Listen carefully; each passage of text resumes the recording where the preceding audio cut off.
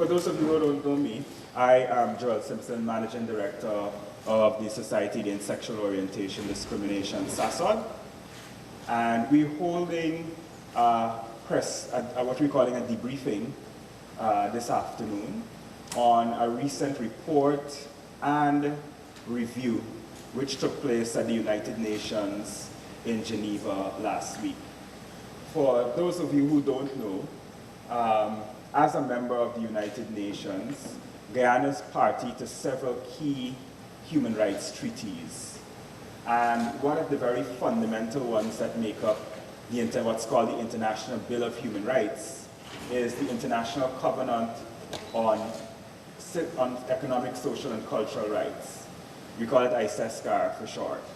And it's one of the three kind of core human rights instruments that make up what's called the International Bill of Rights, along with the Universal Declaration of Human Rights and the International Covenant on Civil and Political Rights. The International Covenant on Economic, Social, and Cultural Rights came into force in 1965. Guyana signed in 1968, and then we also ratified the convention in 1977. So we've been a state party to this convention for a very long time. The review that took place in Geneva last week was very special for a couple of reasons. One is that we have an obligation under the convention to report every 5 years what steps the state is taking to fulfill its obligations under the convention to ensure that all citizens realize their economic, social, and cultural rights. Unfortunately, for a long time, for 17 years, Guyana had not reported under the convention. And we submitted a report in 2012, which covered a 17-year period. And the review covering that period took place in Geneva last week. So that's a bit of a background. And we have with us a very small but distinguished, if I might say, panel to discuss both the report and the process that took place in Geneva last week, as well as the implications, including from the United Nations perspective, of how Guyana is doing in terms of meeting its obligations around human rights, particularly in the context of the HIV response and our quest to have all citizens attain the highest attainable standard of health. So allow me to introduce my colleagues. To my right is our Advocacy and Communications Officer, Ms. Shamel Patrick, who attended the review in Geneva last week and will bring to us the very first-hand experience of both participating in the informal dialogue with the committee on economic, social, and cultural rights, and also witnessing the presentation of the state delegation for Guyana, which comprised Minister of Governance, the Honorable Raphael Trotman, MP, Technical Officer at the Department of Governance, Ms. Teresa Game, and Ms. MacDonald for Secretary at the Embassy of Guyana in Brussels. And also joining our panel is relatively new to Guyana, the new UN AIDS Country Coordinator, Dr. Martin Odit, who will speak, will give some reactions, some remarks about Guyana's obligations in relation to human rights as a member of the United Nations, with a particular focus on the area of work that he engages in at the country level, coordinating the HIV response and how we're doing in terms of the attainment of the highest standard of health for lesbian, gay, bisexual, transgender, and intersex populations in particular. So without any further ado, let me hand you over to Shamel, who is going to make the main presentation, summarizing for us what took place in Geneva last week, as well as the key findings of the report, of the stakeholder report that CESCR presented. Good afternoon, everyone. On August 30th, the Society Against Sexual Orientation Discrimination, CESCR, submitted a stakeholders report on the protection of the rights of LGBTI persons in Guyana to the United Nations Committee on Economic, Social, and Cultural Rights. ahead of the 56th session of the Geneva, to be held in Geneva, Switzerland. The session started on September 21st and will conclude this Friday, October 9th. The United Nations Committee on Economic, Social, and Cultural Rights is the international body of independent experts that monitors implementations of the International Covenant on Economic, Social, and Cultural Rights by state parties. All state parties are obliged to submit regular reports to the committee on how the rights are being implemented. States must report initially within 2 years after they are accepted, and thereafter every 5 years. The committee examines each report and addresses its concerns and recommendations to the state party in what they call concluding observations. Civil society organizations are encouraged to submit shadow reports which notify the committee about issues of human rights violations in a particular country. There was an informal meeting on the morning of September 28th, which saw civil society organizations from 4 countries up for review around that same period, Guyana including, meeting with the committee. Each civil society representative was allowed to make a short presentation, and then the committee had an opportunity to ask questions. On behalf of SASAD, I made a short statement summarizing the key recommendations from our stakeholders' report on the protection of the rights of LGBTI persons in Guyana, and responded to questions from the committee regarding Guyana's anti-discrimination laws and policies. The Guyana review took place on the afternoon of Monday 28th and the morning of Tuesday 29th. The state party was given a chance to present its opening statement, after which committee members asked questions based on the provisions of the International Covenant and also based on the report that was submitted by the government in 2012, which combines the second, third, and fourth periodic reports covering the 18-year period from 1995 to 2012. In recent years, the Guyanese government has taken several steps to advance the rights of lesbian, gay, bisexual, transgender, and intersex Guyanese. However, there are still significant areas of law, policy, and practice where considerable work is required in order for Guyana to meet its obligations and to achieve compliance regarding economic, social, and cultural rights. I was an observer in the process as the dialogue was mainly between the state party and the committee. As Joel alluded to earlier, the state party was represented by the Honorable Minister of Governance, Raphael Trotland, Teresa Game, the Technical Advisor, and Bevon MacDonald, who is the first Secretary at the Embassy in Brussels. SASAD's stakeholder report aims to inform the committee of areas where Guyana is failing to meet its obligations under the International Covenant, to protect, respect the human rights of all people, especially LGBT Guyanese. It concludes with recommendations of matters that we urge the committee to include in its concluding observations to the government. In Guyana, a number of laws and policies discriminate against LGBTI people. These insidious laws and the everyday societal discrimination LGBTI people face have a profound impact on their economic, social, and cultural rights. The stakeholders' report addresses basic socioeconomic rights violations, including the right to work, education, social protection, health care, and housing, in keeping with the articles of the International Covenant. SASAD documents many cases of discrimination every year, but societal stigma against homosexuality is so strong that complainants are reluctant to test the existing legal redress mechanisms. The stigma of homosexuality is in the allegation itself, and these discriminatory laws confirm a status of unapprehended criminals on LGBTI people for simply being who they are.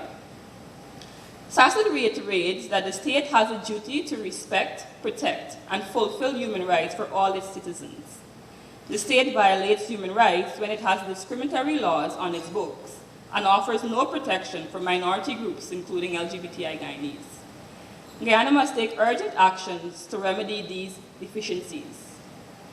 The report makes particular reference to Guyana's failure to comply in a number of areas, specifically the failure to enact and implement non-discrimination legislation to reduce discrimination on the basis of sexual orientation and/or gender identity in employment, housing, healthcare, and education.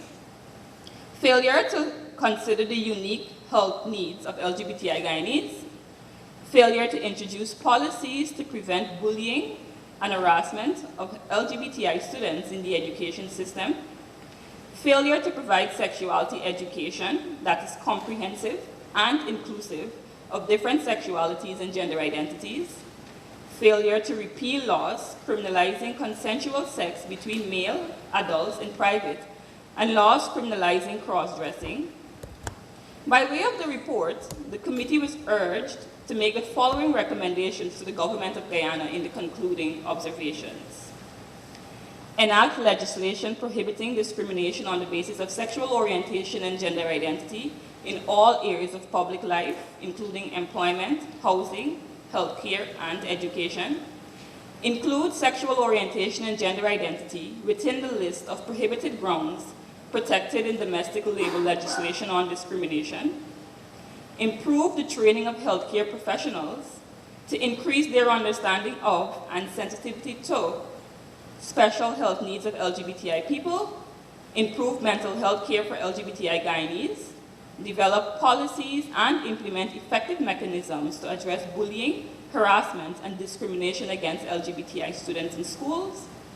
Develop and implement a training program for school teachers and counselors to improve their knowledge about the sexual orientation and gender identity in order to deliver comprehensive sexuality education in schools.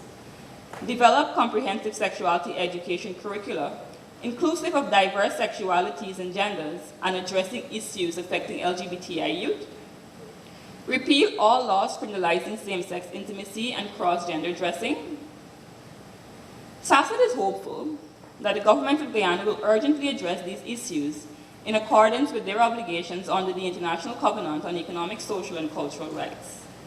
As noted earlier, the report examines 4 key provisions. We looked at Article 6, which recognizes the right to work. This includes the right not to be deprived of work unfairly, and Article 7, which mandates just and favorable working conditions, including fair remuneration, safe and healthy working conditions, and equal opportunity for promotion. Though the Ministry of Labor explains that the labor policy of Guyana provides for the elimination of discrimination in employment, training, recruitment, and membership of professional bodies, LGBT Guyanese continued to face discrimination in the workplace. The Prevention of Discrimination Act 1997 provides for the promotion of equal remuneration for work of equal value. It further prohibits discrimination, defines unlawful discrimination, and protects against discrimination in employment and protection against discrimination in other areas. But there is no explicit mention of protection from discrimination based on sexual orientation, gender identity, and gender expression. Article 11, which provides for the rights of everyone to an adequate standard of living, including housing and the continuous improvement of living conditions. The deeply rooted prejudice against LGBT people, and particularly fear of their relationship and/or sexual orientation and gender identity being discovered by their neighbors and landlords, prevents LGBTI people from exercising their right to live in security, peace, and dignity under Article 11.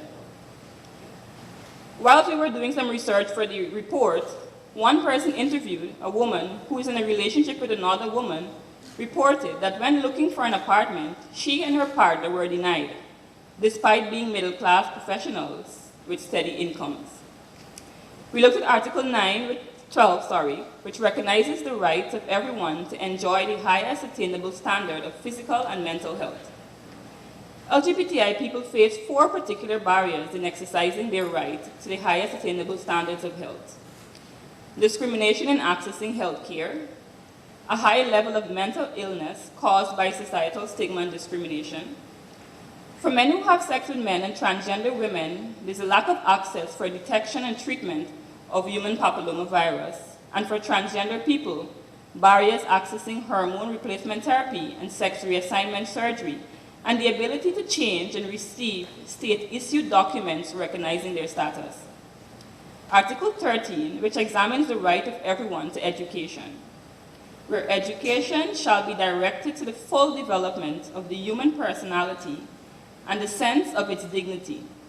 The committee has confirmed that state parties are under an obligation to avoid measures that hinder, or prevent the enjoyment of the right to education.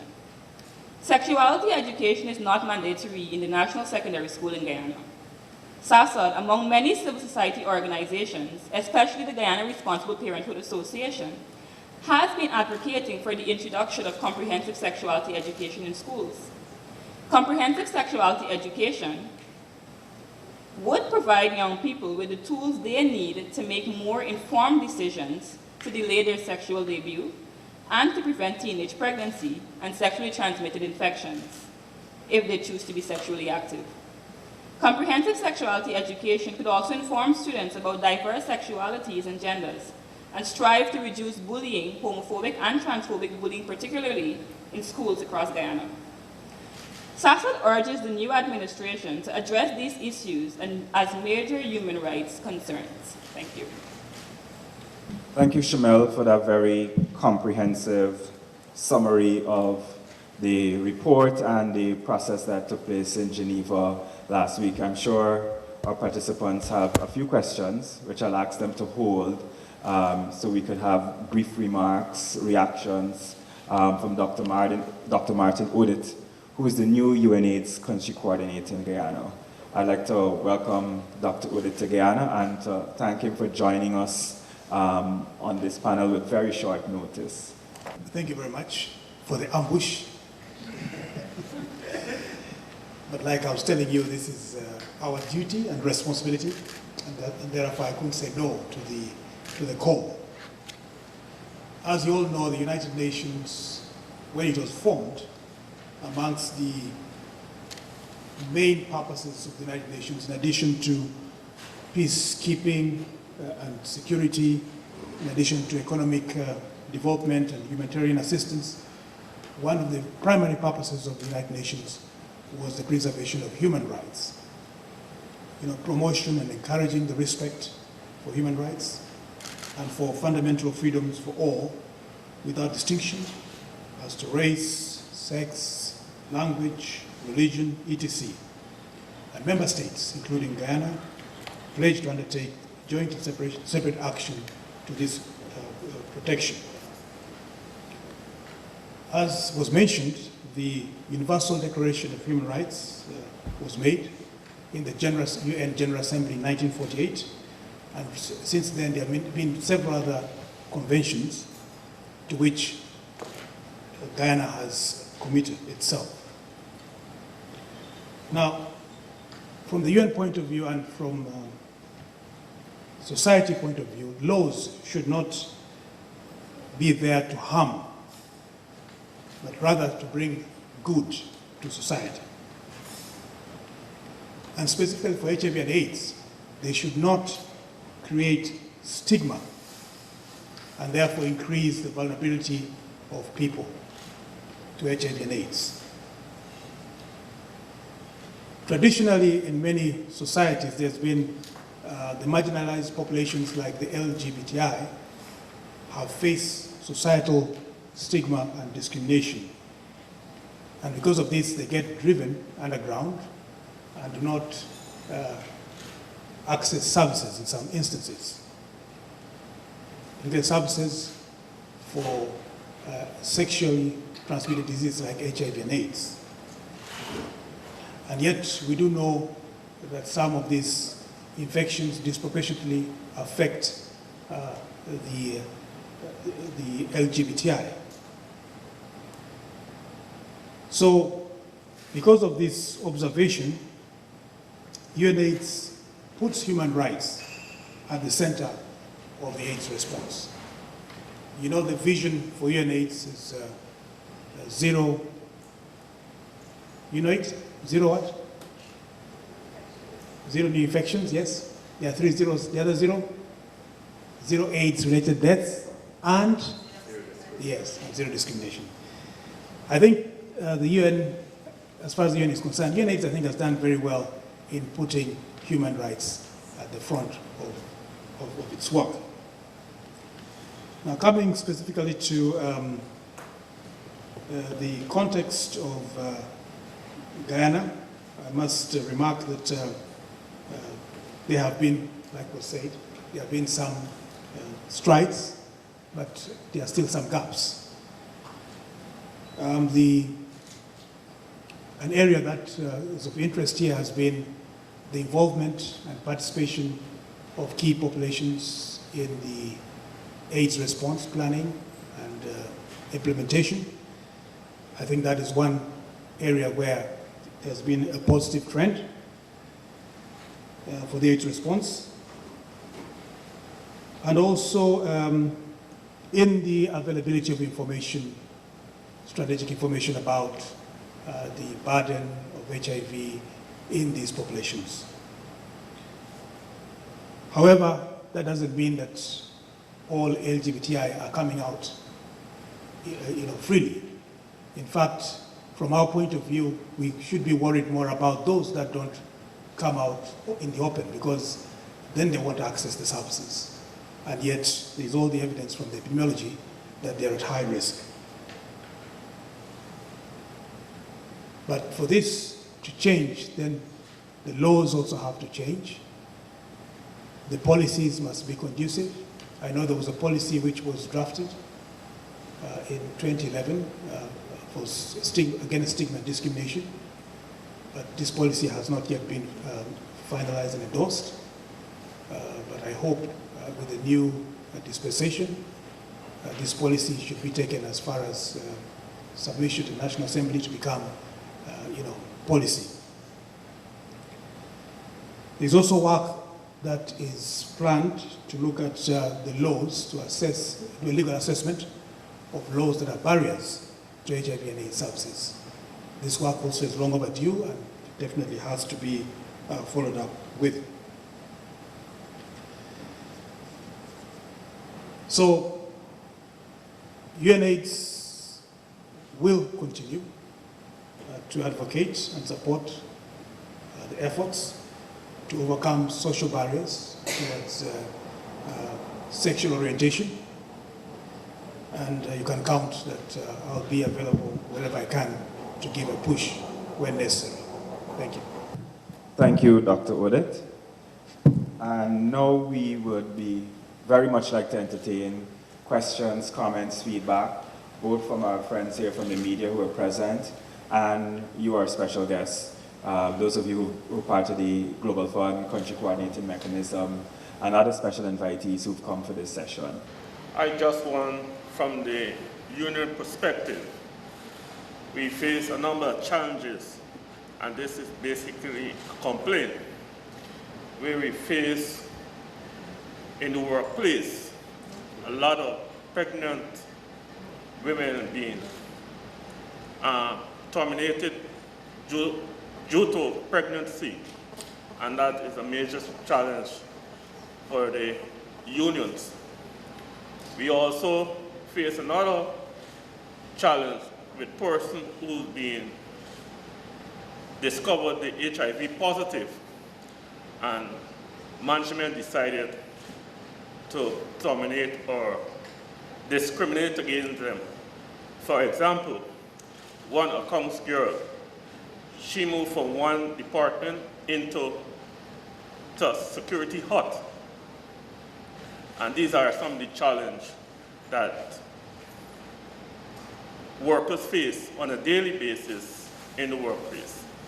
I've noted your recommendations that you have made to the committee for them to urge the government to implement. But could you say, in keeping with the government's promise of constitutional reform, what engagement is SASA holding directly or is going to hold directly with the government to ensure that it focuses on these very recommendations that you've made? Well, my question is actually related to if he's asking what recommendations. I would like to know what approach you have made so far to the government as it relates to LGBT rights, and have you had any success so far in your approaches to the government? In terms of the issue of workplace discrimination that Sherwood raised, we are particularly going to be focused on this issue over the next 18 months in particular, and particularly with this new administration. we find that the workplace is one of the most pervasive sites for discrimination. And not only is discrimination pervasive in the workplace, but when you face discrimination in relation to the right to work, it impacts so many of your other socioeconomic rights, like your right to housing. Because if you're not able to earn or get promoted and earn to your full capacity and so on, then how are you able to rent an apartment and that sort of thing? We heard an example about a lesbian couple who faced discrimination on the rental market and that sort of thing and so on.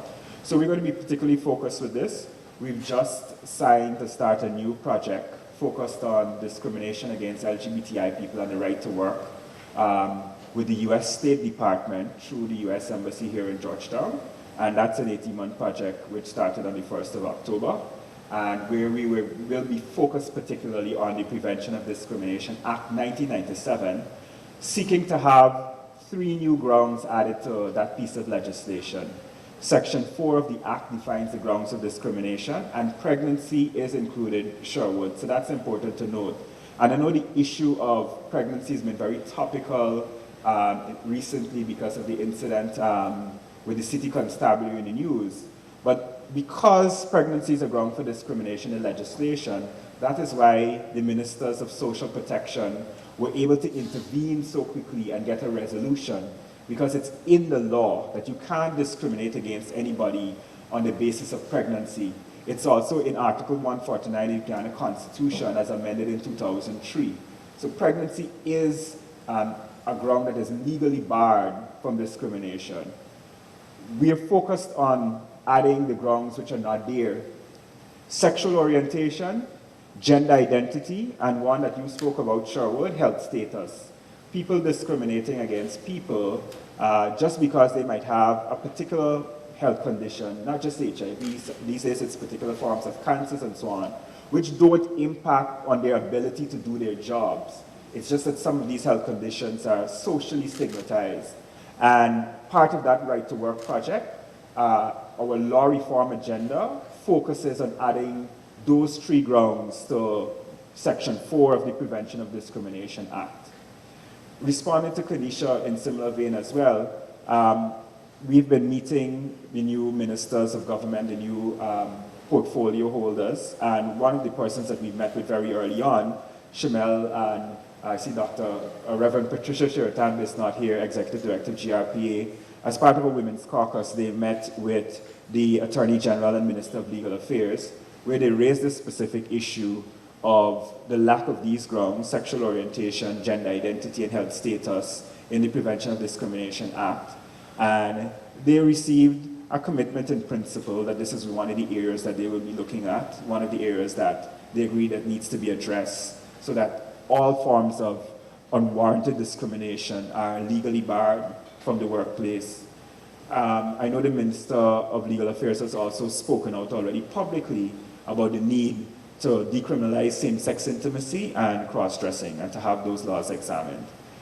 We've also heard the same thing from the Minister of Governance, who attended the review, the CESCR review in Geneva last week, and a commitment that these issues will be looked at as well in the constitution reform process. But we have to also understand what the claims are and what are the recommendations being made. At the level of the Constitution Court, we're asking that sexual orientation and gender identity be included in Article 149 as grounds for discrimination, so that it prohibits the state from discriminating against people in public life, more or less, in areas of state business and state affairs. That in itself, without further legislative challenge, will not invalidate the laws, Section 351 to 353 of the Criminal Laws Offences Act and the provision under the Summary Jurisdiction Act, which criminalize same-sex intimacy between adult men in private and cross-dressing respectively. Even if we have that constitutional amendment, we would still have to go to court and challenge the discriminatory laws before those are invalidated. So we're asking for 2 things, really, when it comes to our law reform agenda of this new administration. Repeal sections 351 to 353 of the Criminal Law Offences Act. Just delete those sections. And also the provision under the Summary Jurisdiction Act, where cross-dressing is criminalized. At the level of the Constitution, we're asking for sexual orientation and gender identity to be added as grounds for discrimination in non-discrimination clause. Back to ordinary legislation again, in the Prevention of Discrimination Act 1997, like I referenced earlier, we're asking for sexual orientation, gender identity, and health status to be added as grounds. So there are two different kinds of law reform agendas: repealing bad laws and strengthening positive laws which already exist to offer protection to lesbian, gay, bisexual, transgender, and intersex people, and people living with any kind of stigmatized health condition. Definitely pregnancy and PLHIV status cannot be reasons for discrimination against work. And as you rightfully said, I mean, from what I've been following on the papers at least, there have been steps by government to address the issue of the pregnancy cases, which I think was a positive one. But I think more important here is what is written down, what is documented in the policies and in the laws. And as rightfully as said, if the gaps in the laws can be addressed such that they stipulate, they do not become discriminatory against the groups that are still left out, like those that have different sexual orientation. I think that is what needs to be addressed. Pat Shears and Miss North, the Guyana Responsible Parenting Association. Just two things. One in relation to the 2011 policy addressing stigma and discrimination. Can you say a bit more, especially in terms of what could be the bottlenecks or hiccups or where that is at? That's one. And the other one in two parts. One in relation to comprehensive sexuality education. I mean, we cannot belabor the point about how important this is, because forever we've had the abstinence-only approach, which is the official approach of the Ministry of Education. We live in times where Guyana has a high rate of teenage pregnancy and many social issues affecting adolescents and youth. And last year at the CARICOM COSHA meeting, a strategic framework was passed, endorsed by all our governments, including Guyana, to address teenage pregnancy, and a huge component to the core of this is comprehensive sexuality education. Yet we have not heard about the steps that our government is taking in addressing this, because I think these two are linked. And I think many persons who have some experience or relationship with the HFLE, we know about its limitations and in a lot of cases irrelevance to today's situation. And another point that's linked to this, we talked about pregnancy, a very valid point, because whilst we have the laws, and this applies to other issues too, where our law may be moving forward, yet we still have those policies within organizations and institutions which are still very Victorian, which they haven't been addressed. I think this is one of the issues that we need to look at. But also in relation to teenage girls in schools who are pregnant, whilst it is said that there is no policy or law to say that they shouldn't be in school, yet we know that they are discriminated against and, so to speak, barred against coming to school. So this also is quite a critical issue for our teenage girls, because many of them have to drop out of school, and this is a violation of their right to education and to be able to have a good footing to grow and develop. The follow-up of pregnancy. While these laws are in place, there's not much enforcement with the law. Even that the employers taking this bold step by saying they prepare to face the law, and it takes a long delays in the court system, and mothers being frustrated. And even that problem, they cause problems with the partners. So it's a mentally, psychological problem they face in a whole, and it leads to poverty. Well, the policy issue here is that 4 years it's been on the shelf. It hasn't gone to the National Assembly. And the new government would like to have these policies that are pending reviewed by the National Assembly. So, but before that is done, something that has been 4 years on the shelf definitely needs to be looked at again to see whether it still speaks to the current context. So that's why it will have to be updated. And to respond to the issue of what we're doing about comprehensive sexuality education in school, in August, for International Youth Day, SASAD and GRPA YAM, we held a youth interaction where we invited a number of young people from a number of youth organizations around Guyana to talk to us about sexual and reproductive health issues. The outcome of that one-day interaction was to create a youth statement which would outline all the issues affecting young people as it relates to sexual and reproductive health and rights. And when we finalize this statement, this is a statement that we will present to line ministers, saying that these are the issues, these are the concerns. We intend to come up with a few recommendations as well. These are how you could handle these issues. It's in the process of review currently, and as soon as we're finished with that review, we will be able to set up meetings with the various ministers, public health, social security, to meet with them to talk about these issues. These are the issues affecting young people, and this is how we would like you to address them. Bullying is one of the issues that come out that will be addressed. Teenage pregnancy. I know they had some girls and women across differences there as well, so they were able to put their input as well. So as soon as the statement is finalized, it will be publicized, and we will be meeting with ministers to follow up on the issues of sexual and reproductive health and rights. And if I could add on the point of comprehensive sexuality education, one of the things in our partnership with the Guyana Responsible Parenthood Association, GRPA, that we're planning to do, hopefully in the near future, is to work with the Ministry of Education to develop and strengthen the modules that they use to what's currently called health and family life education, but to really strengthen comprehensive sexuality education in schools. So really make it comprehensive sexuality education in schools. And we're taking a modular approach dealing with topics of gender, issues of sexuality, issues of violence, and so on. And we have to also work at the various levels.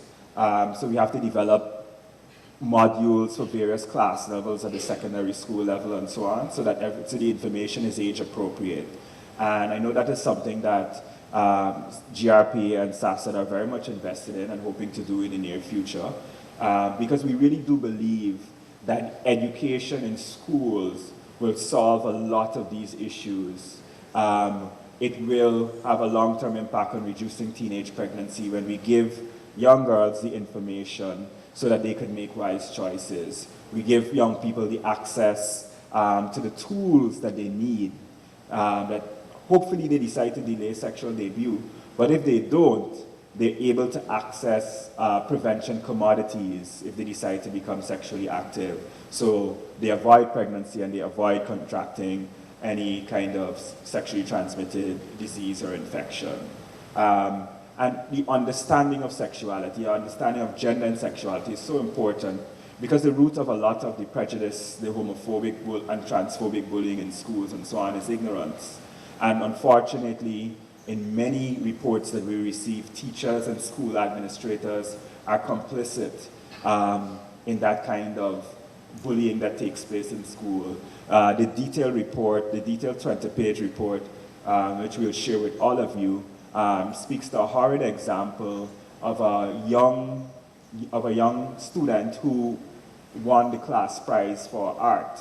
And at the prize giving ceremony, the teacher gave him a book on how to overcome homosexuality. And he came to us and he reported it. but didn't want the report to go any further, didn't want us to go to the school administration and so on, because he felt he would be re-victimized by coming to an LGBT human rights organization and complaining. And oftentimes we receive reports like that where people just want you to document it and use it for the advocacy and so on, but there are no mechanisms in place, there are no systems in place, there are no school counselors, there's no access to counseling for children in school and so on. So how do they deal with these issues? And teachers are not equipped. It's not being dealt with at the level of the teachers training college. It's not being dealt with at the level of the university in terms of training. And we believe it requires a multi-sectoral approach where civil society partners with the education system. CESCR and GRPA partners with the Ministry of Education to help the teachers to deliver comprehensive sexuality education in schools. Because many teachers don't even want to talk about sex, much as with their students. In terms of the issue of that both Pat and Sherwood raised about workplace policies, I agree completely that, and this is the case across many issues in Guyana, sometimes we have very good laws, very good legislation, but the policies that exist are draconian. And we have been doing a lot of work focused on the private sector in terms of trying to develop model workplace policies which are comprehensive and outlaw all forms of discrimination, or ban, really, all forms of discrimination in the workplace. And we're hoping that the private sector model, the private sector has been far more responsive in this regard. We're hoping that the private sector model will serve as a model for the public sector as well. And with the model policies that we're developing, that we'll be able to work with some of the ministries and the state agencies to have comprehensive workplace policies which bar all forms of discrimination in the workplace. We've been very successful with anti-HIV discrimination policies in the workplace. We're saying we just need to extend those policies. We just need to incorporate these grounds, sex, gender, sexual orientation, gender identity, pregnancy, into some of those very, very good policies around discrimination based on HIV in the workplace. So that there's one comprehensive policy. There isn't a separate policy for HIV, there isn't a separate policy for gender or for anything of this sort. We just have one comprehensive anti-discrimination workplace policy. So we're hoping that the private sector model is one that will be a successful model for the public sector as well, and hopefully in the near future we could work with some of the ministries and the state agencies to remove some of those kinds of draconian policies that exist in agencies like the military, like the city constabulary, which are in violation of Guyana's very progressive laws on some of these issues. First, let me thank Dr. Martin Odit, the new UNAIDS country coordinator to Guyana. Welcome to Guyana and welcome to your first SASOD event. Let me thank also the colleagues from the Global Fund Country Coordinating Mechanism. We've been in a workshop for the past 2 days, a very intense workshop, and many of them have remained behind. I recognize the representatives from the Ministry of Social Protection, from the Guyana Sex Work Coalition, from PEPFAR and USAID. I see James from the US Embassy is at the back. Our colleagues from the UN family as well, and the Guyana Business Coalition, education and the other sectors, special invitees, partners from the Guyana Equality Forum. Thank you for coming. I see Colin from GOIP and Pat from GRPA and our colleague as well from the delegation of the European Union to Guyana. Thank you all for joining us. Special thanks to ladies and gentlemen from the media for attending this briefing and helping to disseminate this information and raise awareness among the general public about what our state obligations are regarding economic, social, and cultural rights, so that we have a more accountable system of governance in the country where officials, when they represent us at these very important meetings, there's some kind of feedback mechanism, there's some kind of reporting back at the country level. We did invite the governance ministry to join us, but unfortunately they weren't able to make it. But I see that they've also put out a press release on the Geneva review today. So we're a bit encouraged by that, and hopefully they could join a more interactive panel like this in the future and also face questions from the public.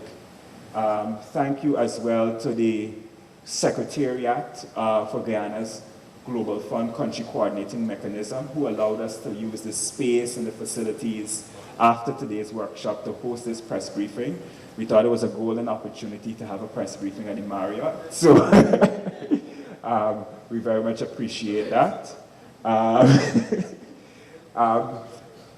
You will be hearing, I think we've taken all your contact information, and we'll be sharing the detailed 20-page report with you. All of you have the 4-page summary which Shamel just read. We'd be happy to share the very detailed report with you via email. And also, the concluding observations from the Committee on Economic, Social, and Cultural Rights are expected to come out this Friday. So as early as next week, we could be sharing those concluding observations with you about what they've recommended that Guyana addresses in the next 5 years. We welcome very much the government's commitment to be more regular and meet its obligation to report every 5 years before the committee, so we shouldn't have another 17, 18-year gap before a report is submitted. So we very much welcome the commitment of the new administration to report again in 5 years, and we hope that the recommendations that both SASOD and the other civil society organizations have made through this process, and the concluding observations that will come from the committee as well, that those can be tangibly addressed and dealt with as priority issues. Ladies and gentlemen, thank you very much for coming. Please feel free to have some snacks and refreshments with us just outside the door.